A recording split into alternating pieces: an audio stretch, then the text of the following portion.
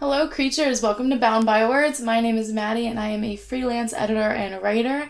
I am currently accepting manuscripts for the winter 2020-2021 season. So if you are interested, or maybe you have a manuscript in the future that you would like me to work with you on, make sure you follow this handle on Instagram, as well as subscribe to this channel and hit the notification bell so that you'll be notified when I post new content.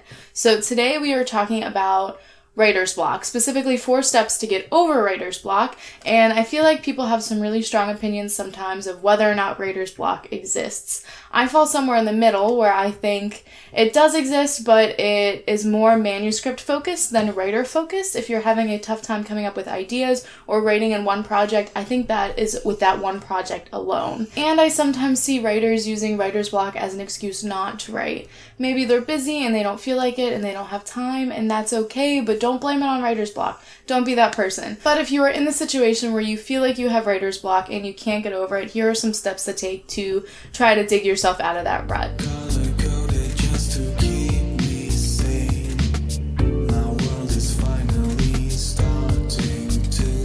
So the first step is to try to identify if something caused the writer's block. So very often I see writer's block being caused by stress or burnout. So when we see our writer friends talking about, oh, they just don't have any creative mojo left, but maybe they wrote 3,000 words a day for the last 5 to 6 days, maybe you just need a rest day.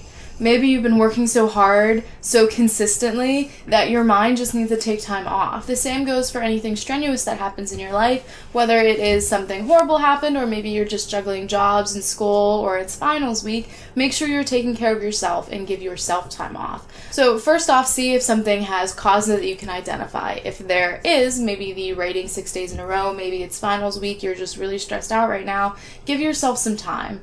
Take a day off where you have absolutely no expectation to write. Don't even open your project. Just take a day to relax. Maybe a weekend if you need it, depending on what your schedule allows. So there are times when writers who are on deadline, maybe you have a contract and you have when something is due, they feel that pressure and it makes it hard to write. So if you're in this situation, make sure you don't give yourself a whole lot of time off. You don't want to give yourself a month of, oh, I don't have to write because I have writer's block. That's whenever it goes into the territory of you're using it as an excuse. But we want to find effective ways to get over it. So if you need to take a break, take a reasonable break. If maybe you're not on deadline and you have so much stuff going on and you can really just say, hey, I'm not going to write for a week and that's not going to throw your project off, then take that break and take care of yourself. Now, other reasons you might have writer's block might be unrelated to stress. It might be totally related to your manuscript. Maybe you dug your characters in a hole and you really don't know how to get them out of it. Maybe you just had an outline and you veered off and now you don't know where to go. In a situation like that, I would revisit your outline, revisit your planning method if you had one. I am a pantser most of the time, so I function usually without one. So if you have that resource, then I would encourage using it to get your characters back on track. There is also the case where you can type in a filler. Maybe you have writer's block and you just don't know how to write this one scene. It is stressing you out. You don't know how to word it. The words aren't coming to you. Maybe just type in brackets, fill in this type of scene here and skip on to the next thing and see if that sort of helps your creative juices flow again. You can always go back and reevaluate if you are in a better place to write that scene and if you have any ideas of what could possibly take place there if you need to. If you don't have an outline, you can still do something similar. You can say, hey, I want to write a scene like this, and then sort of brainstorm what you want to happen after that scene. If the parts of the action scene are totally at a loss, but you know you want this person to sort of come out on top, put that in your brackets. Type in that you want these characters to fight, that you want them to argue. Maybe you want them to have this certain interaction and you know how you want it to end, or even saying I don't know how I want it to end, but this is where I want the next scene to start. You can put that in brackets and come back to it. So determining the cause can be a really easy way to get over writer's block, but it's not always that easy, which is why we have more steps. So these 4 steps are kind of working on the basis of if the first one doesn't work, then try the second one. And if the second one doesn't work, then go on to the third one, and so on and so forth. So if you are not able to identify and address the cause of the writer's block, give yourself a day to a weekend to say, okay, what is causing it?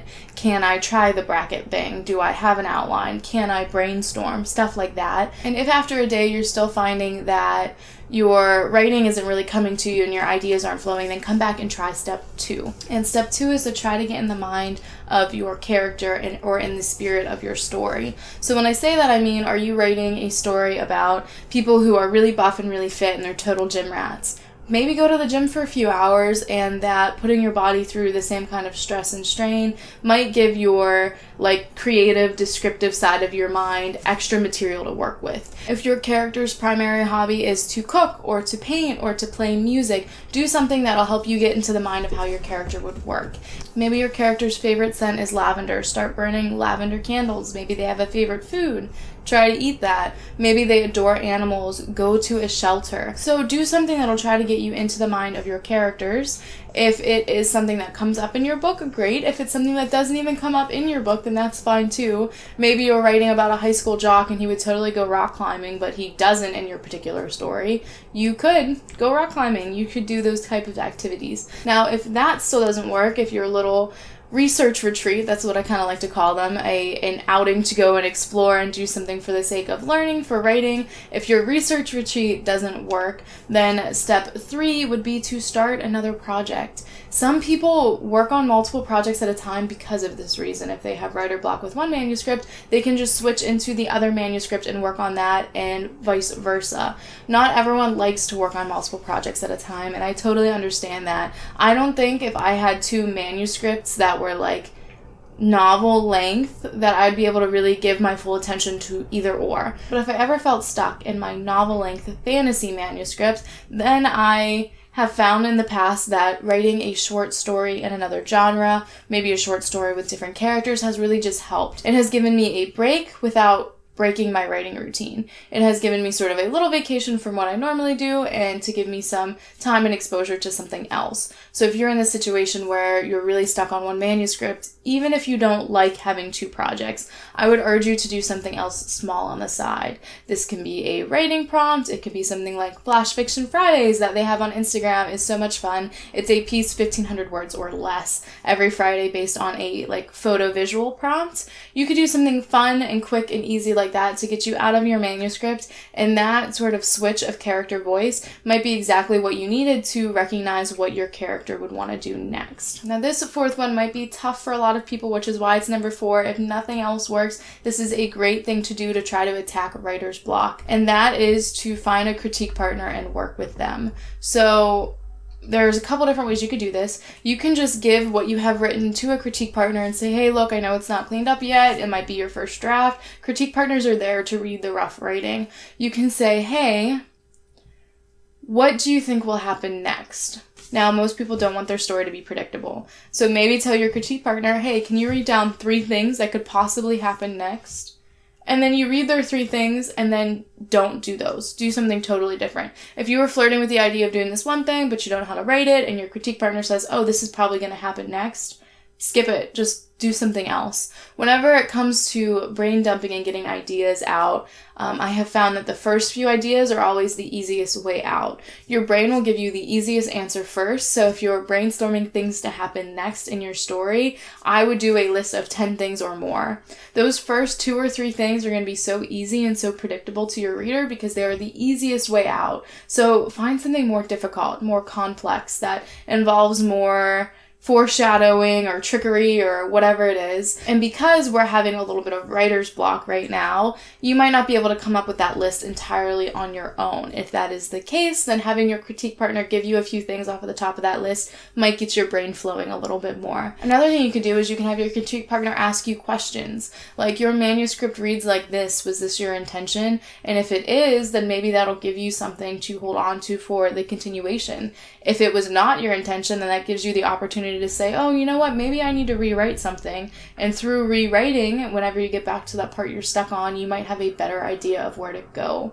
So there are a bunch of different ways that your critique partner can help you with that. Even if it is just saying to your critique partner, I need a break from my manuscript. Will you write a writing prompt with me and switch? Or, hey, I really want to do this writing challenge. Will you help hold me accountable to see if I can get through this writer's block? Having those types of communications with people will always help your writing, because those are the friends who are going to message you on Instagram and say, hey, did you write those last 400 words yesterday, or did you just give up? And they're going to say, hey, have you gotten through it? Do you feel better now? So you want to make relationships with people like that can help push you farther in your manuscript.